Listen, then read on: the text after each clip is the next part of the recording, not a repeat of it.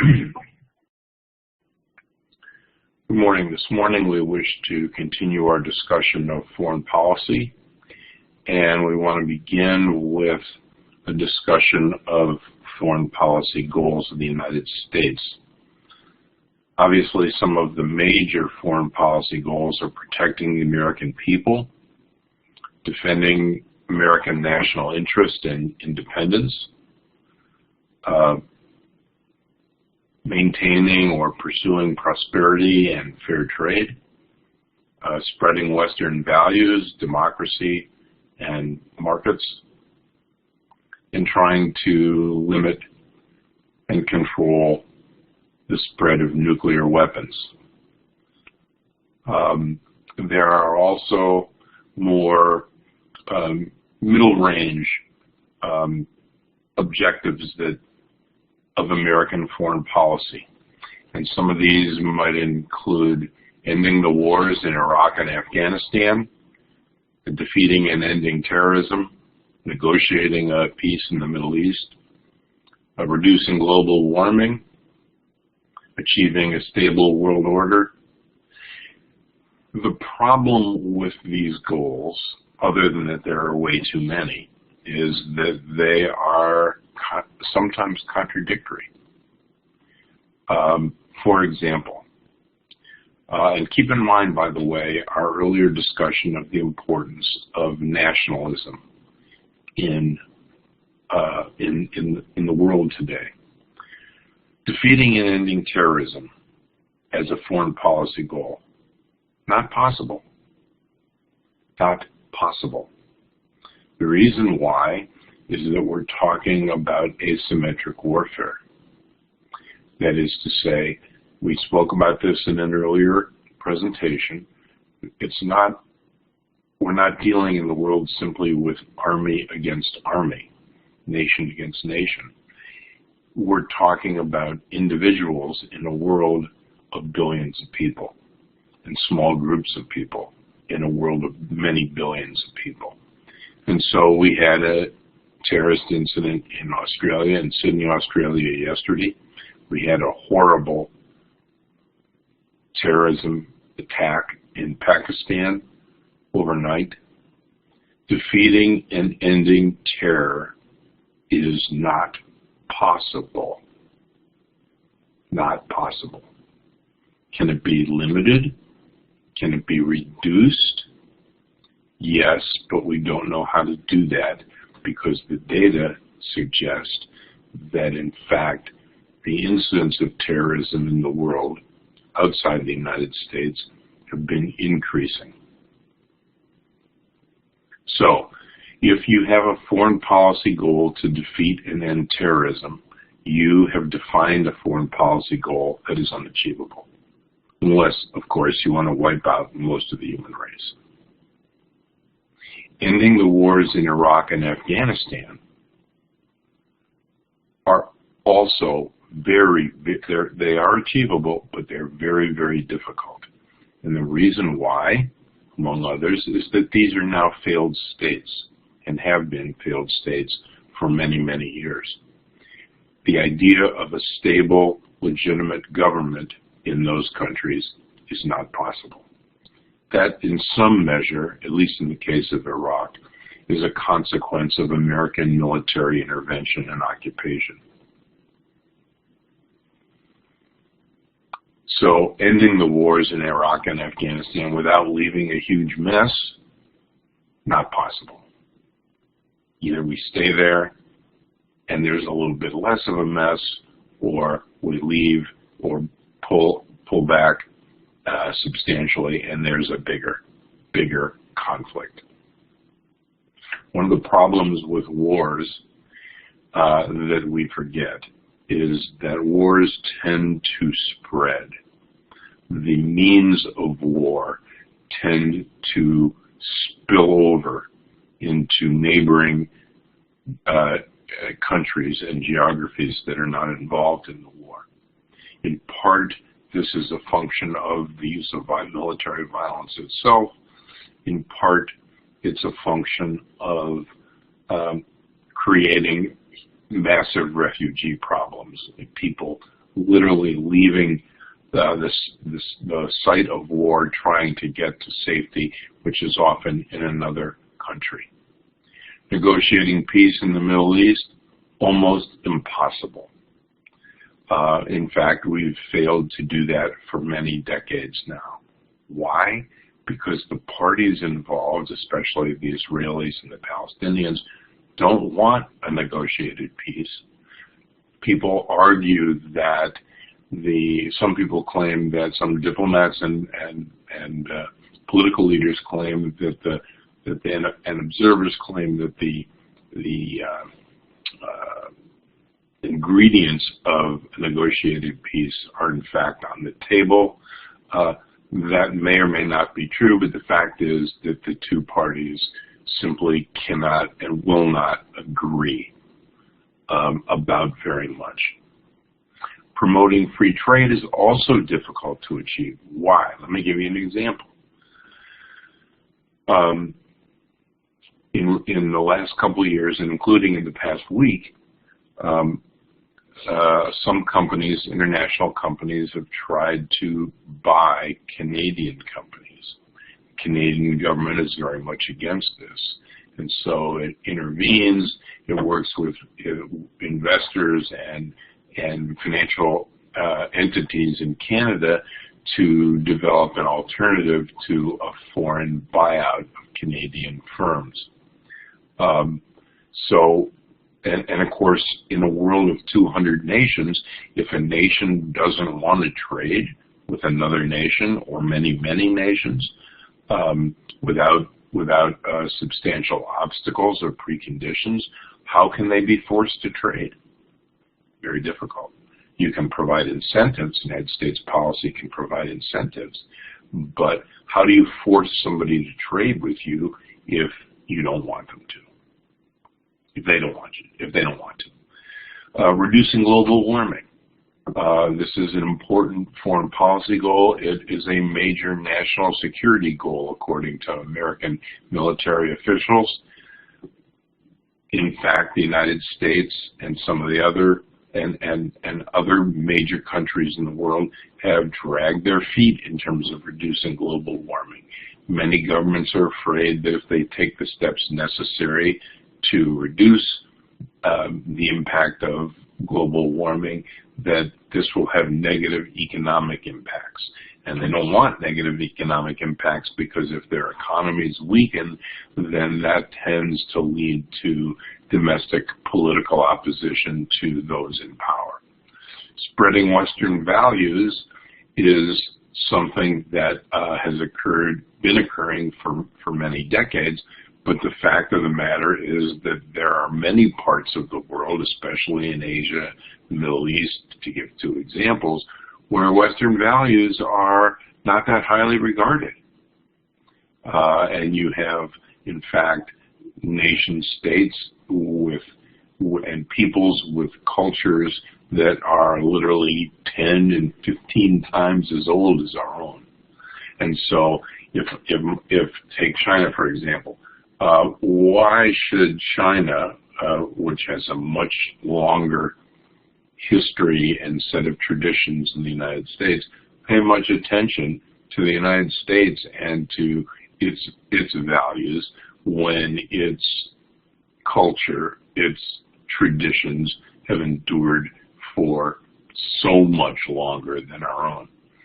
Strengthening democracy sounds really great, but guess what? Democratic political systems can be, to quote a former vice president, or maybe it was not a vice president, but a former Pentagon secretary, quite messy.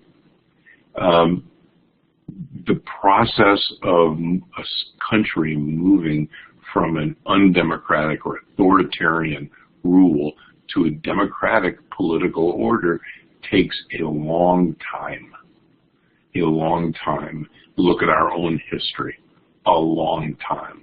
And we're still not that close to being a democratic political system with a small d. And it's very bumpy along the way. In our case, the Civil War, secession, just two examples. So strengthening democracy in another country or in other countries as an element of U.S. foreign policy means very often that we're trying to destabilize or even remove or displace the existing political leadership and political elites in that country. Iraq is a perfect example of what happens. So is Yugoslavia, the former Yugoslavia. You have a dictator in power. There's it's a relatively, in the case of Iraq, a pretty horrible regime, an oppressive regime. In Yugoslavia, a much milder regime under Marshal Tito. But there's a decent amount of political order and stability. Overthrow that political leader, what happens? The ethnic differences and hatreds that were more or less kept under control under a strong political leader emerge into civil war. Civil wars are nasty. They are usually brutal. They last a long time. And so strengthening democracy in actuality is often inconsistent with achieving a stable world order. You want democracy in countries that don't have it, you have to be prepared for a century's worth of instability in many, many cases. So achieving a stable world order in a world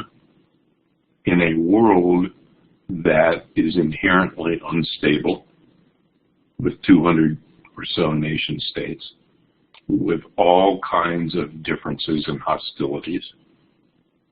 Achieving a stable world order is really very difficult. The Cold War global world was in fact stable relatively, though uncomfortable many times, for about 40 years. Okay, now we're in a different period with a different structure of world order. And who knows how long it will last. But the bottom line is a stable world order works well for those countries that are powerful and want to maintain their power. Doesn't work so well for those who are disadvantaged or less developed or oppressed or in the middle of a civil conflict. So it's easy to say, to use rhetoric, which everybody, nods in agreement: Western values, democracy, stability, peace, ending terrorism. But when you dig down into the various goals and objectives of American foreign policy, they're often in conflict. And in fact, one could even argue that U.S. policies in Iraq and Afghanistan, and I think actually this argument is largely correct, has actually spread rather than defeated terrorism. So there's some thematic issues in U.S. foreign policy, dualities, and we may ebb and flow between them. There's a belief in moral idealism and values like democracy and human rights versus political realism, the need to maintain and defend American power and interests. There's full engagement in the world. There's isolationism from the rest of the world. There's unilateral approaches to foreign policy where we go it alone, as compared to multilateral foreign policies, which seek to build foreign policies around alliances of many countries. There's soft power and diplomacy, which we talked about earlier, as opposed to hard power and military intervention and military power. That often those are associated with being weak or being tough. There are disagreements about and kind of alternating between the importance of free trade and free trade agreements versus the loss of the U.S. manufacturing base and the need to build that up, even if it means not approving free trade agreements. There's a tradition of U.S. foreign policy which says it should be based on consensus and partisanship stops at the water's edge, versus those who have chosen to make foreign policy a partisan issue. And there are those who argue that U.S. foreign policy either does or should help U.S. economic growth, but there are others who argue that U.S. foreign policy, when it becomes too militaristic and too rooted in high levels of defense spending, in fact, actually produce all kinds of economic and cultural costs. So we want to switch now to political actors and institutions. Who in the United States makes foreign policy? Well, the President, under the Constitution, is sworn to preserve, protect, and defend the Constitution of the United States. And the President cannot declare war, but he can or she can implement war as Commander-in-Chief. War, of course, needs to be declared by the Congress, but note that the presidents do have powers on a shorter-term basis, excuse me, to use the military for foreign policy purposes. If that proceeds too long, then under the War Powers Resolution, War Powers Act, the President has to come back to the Congress for consultation, funding, and so on. Presidents do have power to negotiate treaties, and they can, and those treaties, of course, have to be ratified by the Senate of the United States, but presidents can execute on their own executive agreements relevant to other nations. Presidents also appoint the ambassadors, and they recognize or choose not to recognize foreign governments. So the president certainly does not make foreign policy alone or in isolation. And there are a number of agencies and actors in the executive branch that are critical in foreign policy making. The Department of State, it, of course, has primarily a diplomatic mission. The Department of Defense, largely a military mission. Other agencies, cabinet-level agencies that deal with foreign policy include the Departments of Homeland Security, the Department of Justice, and the Department of Treasury, among others. The intelligence agencies, the Joint Chiefs of Staff, who are it's a body that represents all the military services and tries to come up with a unified defense/military position with respect to foreign policy. But the president also has his own foreign policy bureaucracy, because in effect, the cabinet level and other agencies in the executive branch that we've just described are substantial, are many, and need to be coordinated.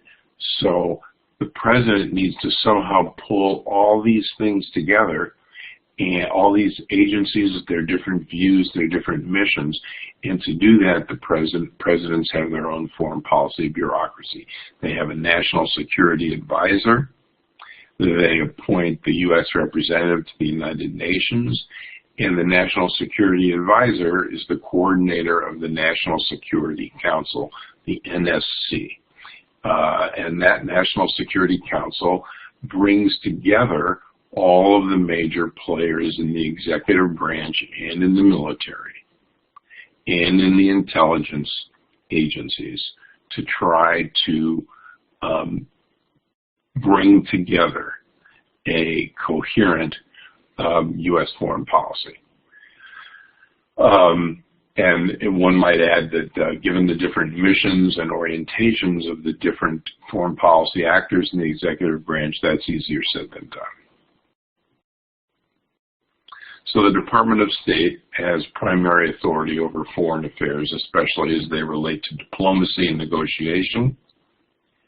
It supervises relations with countries and multinational groups and organizations. It's responsible for the staffs in embassies and consulates around the world, and the personnel associated with the diplomatic missions of the United States. The Department of Defense, like the Department of State, is headed by what's called a secretary. The tradition in the Department of Defense is that it's headed by a civilian department secretary. This reflects the American tradition of civilian management of the military. So the Secretary of Defense is expected to try to create a unified military strategy, and this is by far the largest department of the federal government.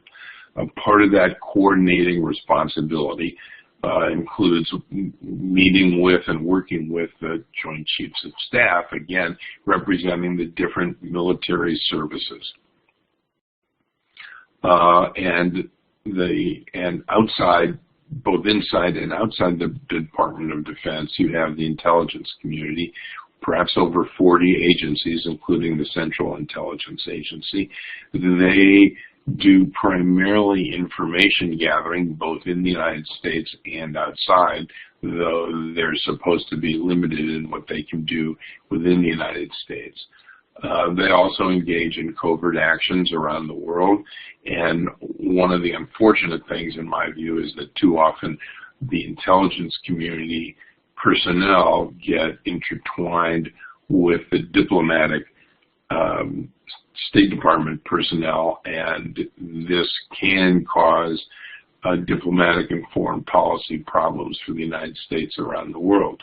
The intelligence community, of course, is also very active in the war on terror, and certainly was involved in pinpointing the location of Osama bin Laden so he could be killed by American forces. But Congress also has a role, a substantial role in the making of foreign policy.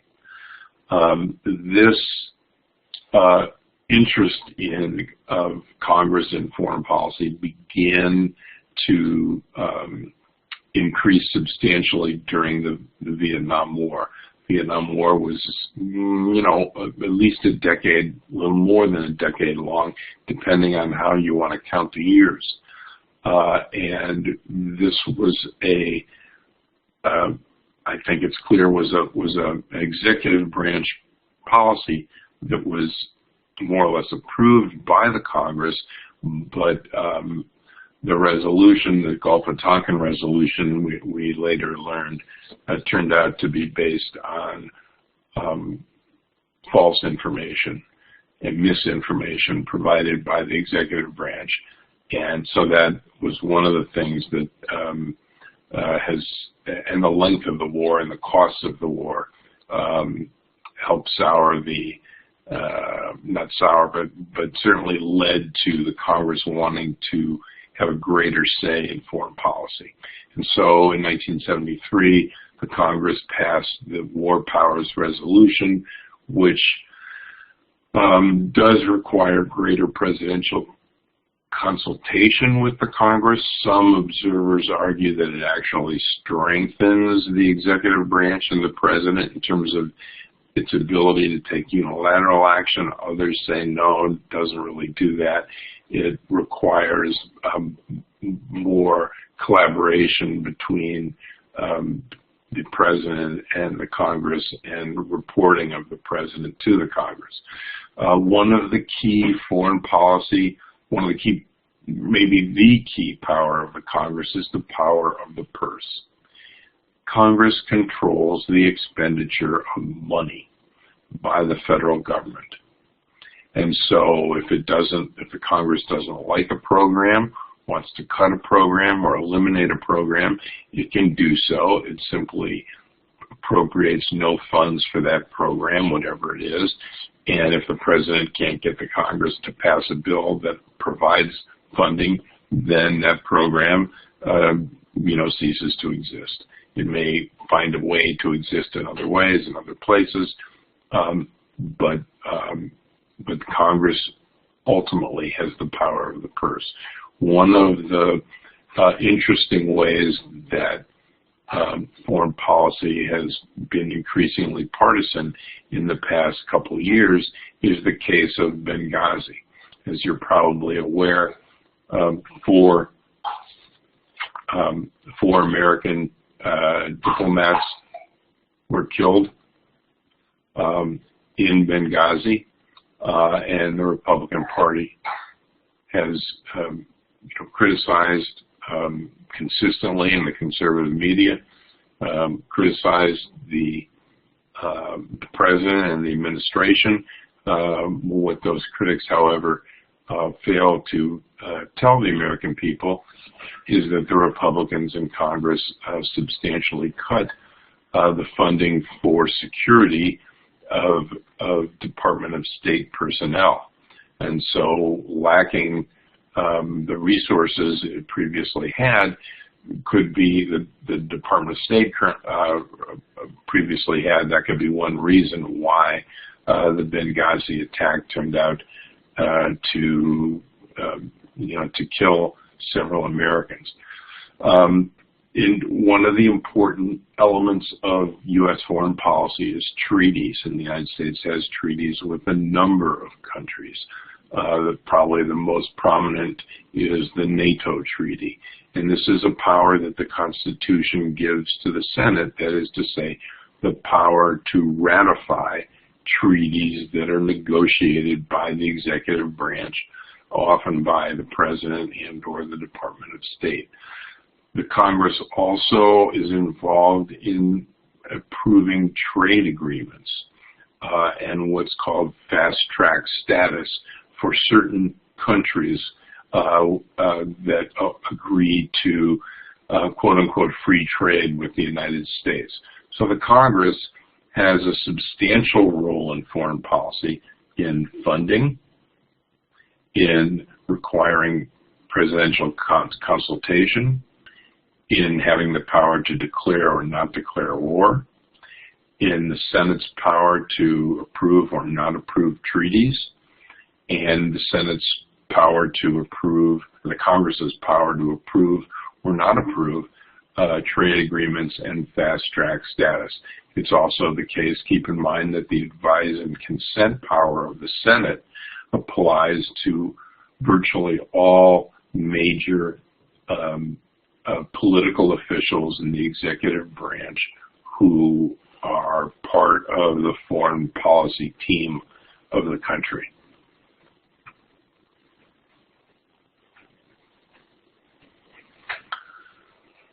So now we've talked a bit about the governmental institutions and actors who influence and make foreign policy. We need to spend a few moments on those outside the government who influence foreign policy. And so I'll mention a few points. One is defense spending, as we've documented, is a substantial, a very large portion of federal spending. And one of the reasons it is because around the country there are many military bases, naval bases, shipyards, and so on, and many companies that build, maintain, develop weapons systems for the Department of Defense. And all of those entities, the bases, the contracts, and so on, involve bringing federal spending to states and congressional districts. And when you bring federal contracts and spending to states and congressional districts, you are bringing jobs. And you are killing, if you're a legislator, if you're a member of Congress, you are killing two birds with one stone.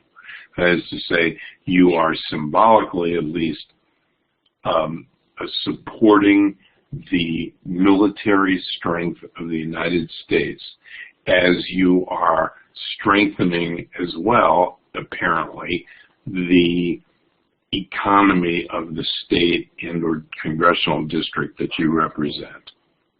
So this is a twofer, and it's one of the reasons that Congress finds it so easy to spend a lot of money on defense and military contracts and appropriations. Again, jobs in the district and state, being tough on foreign policy. It's a political win for legislators. The media can influence foreign policy. We talked about the conservative media, bashing the Obama administration over the deaths of 4 American diplomats in Benghazi, but then ignoring a recent Senate Intelligence Committee report indicating that there was no cover-up, there was no malfeasance, negligence, or whatever, no wrongdoing on the part of anybody in the Obama administration. And in fact, the report was written or chaired by, the committee report was chaired by a Republican congressman, yet many Republican senators and congressmen attacked the report as being, totally inaccurate, though they had no information, they had no evidence to support that claim. Interest groups and business groups are very important in various elements of foreign policy. The two that come to mind in terms of interest groups are Cuban Americans having an impact significant impact for many years on U.S. relations or lack of relations with the island of Cuba, and keep in mind that Cuban Americans are a very important part of the population of Florida.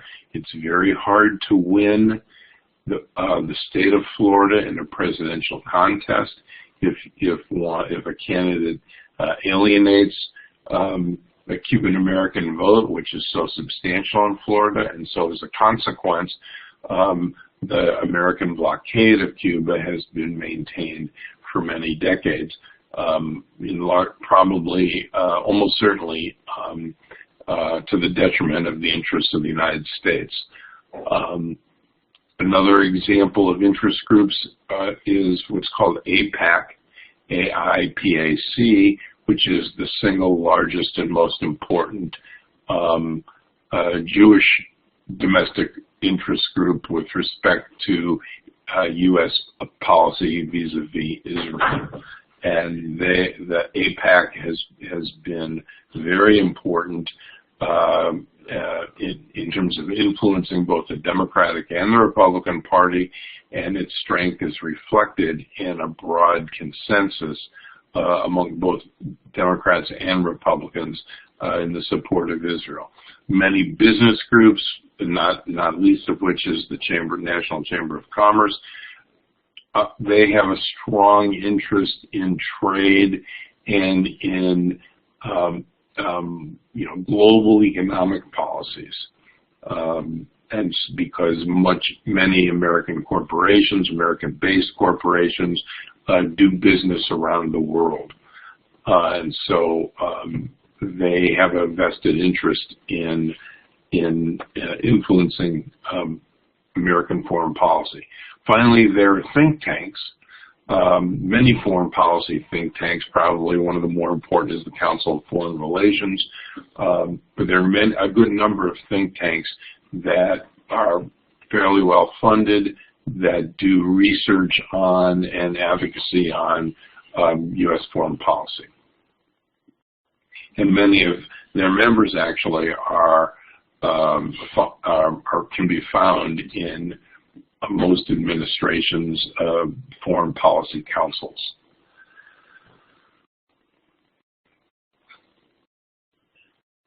I think we've come to a breaking point here in the presentation, and hopefully on Wednesday we will pick up starting with slide 23. I will post something on Blackboard to remind you to take a look at this presentation. Thanks and have a good day.